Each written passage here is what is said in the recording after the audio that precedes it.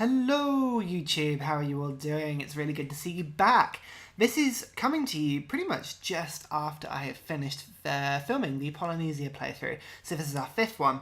And what I did was I was playing around with Civ because, as you know, I've been having some massive glitches in the game, computer like picture losses and everything else. So I went onto Steam, uninstalled, reinstalled. I've got no mods on it at all now. I have a feeling it was a mod causing all of the problems. It was this sort of Strange Religions one. As soon as I downloaded that, the game sort of went a bit weird. But anyway, I just trialed it out, and fingers crossed, this is the worst thing I could possibly say to jinx myself here.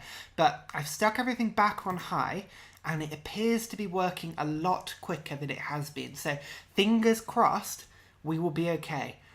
Wish me luck, but it's fine. Anyway, in terms of who are we going to play this time? Now, this was just me playing around with Egypt. It was, I do like Egypt, I have to say. Now, we haven't done a science victory, so we are going to try and do a science victory this time, and we are not going to be boring at this stage, and be, where are they? Korea, who are just amazing at science victories, and Babylon, who again are pretty damn good at science victories. We're going to save them for maybe the first time I try and do an immortal run, because I've never tried that level of difficulty. I'm going to do one more Emperor run, seeing as we, or at least one more Emperor run, because we haven't really tried a scientific win. Now, as you remember, last time I was torn between who I wanted to do. I was going to be either the Netherlands, or, where are they? Polynesia, here. And I ended up being Polynesia. It was sort of the battle of the oranges, because I really fancied something a bit brighter coloured. After, actually, you know, Persia is pretty brightly coloured. But anyway, I'm going to use the Dutch. Now, I was torn between playing with both of them, so I'm gonna go with my other option now. The Dutch are really, really good fun, and I will sort of explain them a little bit as I go along. Now, we're going to go on a Fractal map. I love these Fractal maps. They're really good fun. They form very, very snaky continents, it says here. But to be honest, I don't find that too much. Yeah, they're big sort of long things, but they tend to be decently sized. Everything's sort of randomly orientated. They look really pretty. They're completely random. They have little islands. But I really like Fractal maps. Sorry, I really enjoy them. So hopefully we'll get a good one.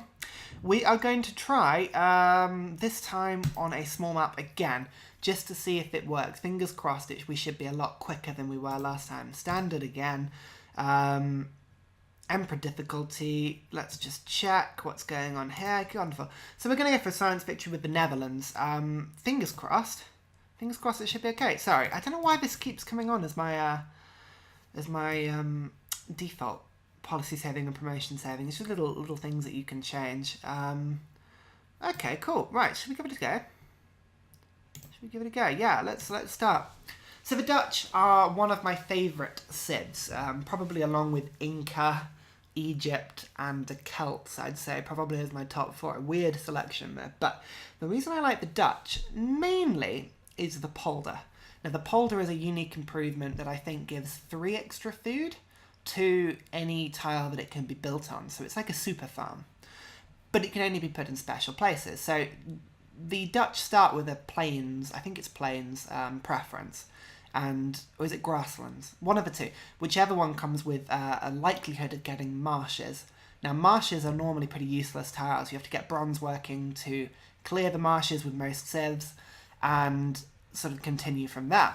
But actually, for a Dutch, you can build on a marsh and give it 3 extra food, which is really handy. And also, as you can see here it being described, once economics is researched, you get a bonus production and 2 gold. So at the end, the tile is worth 4 food, 1 production, 2 gold. It's really handy. You can also stick them, and I didn't know this until I was reading up on them, but you can actually also stick them on floodplains, on deserts, which make deserts suddenly very handy. So we're going to keep an eye out for those. And in addition, deserts actually give you 5 food instead of 4. Not deserts, sorry, but the floodplain tiles that you get on rivers when it goes through a desert. So these are good. The Sea Beggar is an improved ship that you can buy sort of in the Renaissance era, and it is very, very good at getting gold and capturing enemy ships. It starts with a load of buffs, which is handy. And the Dutch East India Company is a very good and very different, unique player. I mean, I say very different. The Dutch play very similar to a lot of other civs, to be honest. But the advantage with the Dutch is that you can trade away your last resource or something and retain half the happiness. So essentially, if I've got 1 gems left and I see a computer that has got 2 cocoa, I can trade for the cocoa, get that 4 happiness, and retain 2 of my 4 happiness myself, which gives me 6. So it's you can lots of trading, lots of getting gold at the start of the game, lots of getting 7 gold. Basically, I want to be trading away everything I can, as long as my happiness will allow it. So let's begin, shall we? Okie dokie. Now, fingers crossed the game should run a lot quicker. As you can see, I've upped the graphics, so we should be quite nice.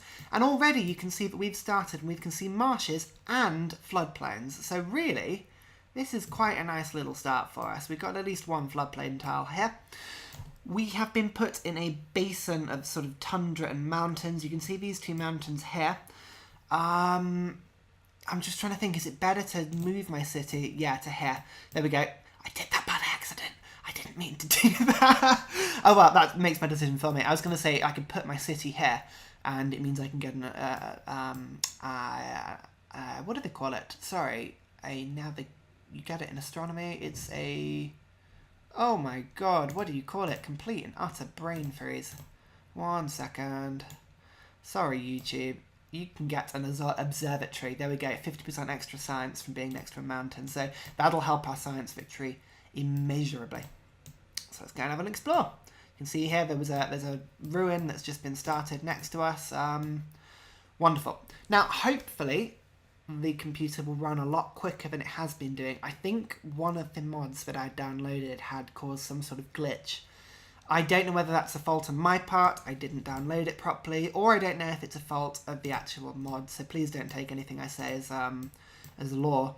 But I would just say that, just always be a little bit careful about the mods that you download. Sometimes they can be a little different to what you expect, but I mean, most of the time they've been really good fun, so I can't, say that too much, really. You can see here, there's a load of cocoa over here, so I would have got at least 1 of those cocoa in range, but I seem to only have cotton here at the moment, so we're going to have to look at building our second city fairly quickly, I would say. Right, in terms of social policy starts, we're going to go for, again, we've got the choice. Now, we're not going to go with piety. It doesn't really do much for scientific victory. And we're not really a civ that specialises in either religion or particularly wide spreading. The polders act as very good growing mechanisms, so we normally have taller cities. Now, we've got an option. We can either go tradition and really go for having lots of tall cities for science output, or we can use Dutch a little bit weirdly, and we can go for a Liberty start and pick up as many resources from a map as we can. I am going to go tradition, I think. So we are going to be given our first culture building fairly quickly. You can see here that from a tech point of view, we get polders. Where else do we get polders? I think it's a little bit here, guilds. So we don't get polders for a little bit. But that's fine. What it does mean is that we probably won't be looking to get polders until at least we've got either a library or the Great Library or the National College. Well, actually, we definitely need the National College. So let's start off as a sort of traditional start, pottery to writing as quickly as we can. We're going to get given a 3 monument fairly quickly. So what I am going to do is I am going to build a worker off the back fairly quickly. See if we can get a worker right from the start of the game. He can build at least a farm on this wheat field, which will help my growth.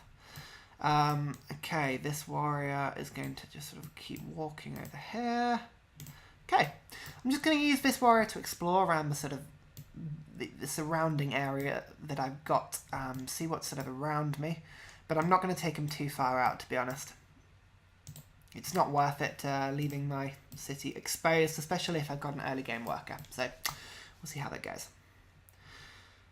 So in terms of a start, I mean, we've got some sheep. Sheep are really good to have. We've also got some cattle. They're quite good. They give food and production. Lots of hills. So we're actually in quite a little high production area, which should suit us quite nicely. And we've got some spearmen already. That's quite handy. Wonderful. Now, I don't know about you, but it seems quicker. I could be just wanting to believe that it's quicker and completely just sort of seeing nonsense, but you never know. I think I use an Elgato recorder and sort of the downloadable software that you can put with an Elgato, so it does run a little bit slower than it should do because it's obviously having to do both things. But I think it's generally looking quite good, isn't it? Riga. We're not going to be focusing too hard on city-states. It's better to keep the gold for research agreements where and when we can. We should be fairly friendly with most civs because we'll be able to do a lot of deals with them, and with a traditional start, we're not going to be too aggressive on our expansion, so I can't see us annoying too many people too quickly, but we'll see. We will see. Okay, we've got gems the other side of the mountains. It's good to know. Trespassing and Riga. It's only for one turn. You'll be fine. You'll be absolutely fine. Okay. So it looks like, okay, there's a lake the other side of these mountains, but it doesn't look like there's going to be any easy way around. Oh no, I guess we can walk through the tundra. It's a little bit unfortunate that we've got such a high tundra start. We seem to be very much at the south of the map. The last few maps I seem to have done, I've started, especially with friends, I've started right in the south of every map. I don't know why that is. Just luck, maybe? Bad luck? Who knows? Who knows, hey? Right, let's take a look at this quickly. Barbarian encampment discovers the least useful of all of them. Great.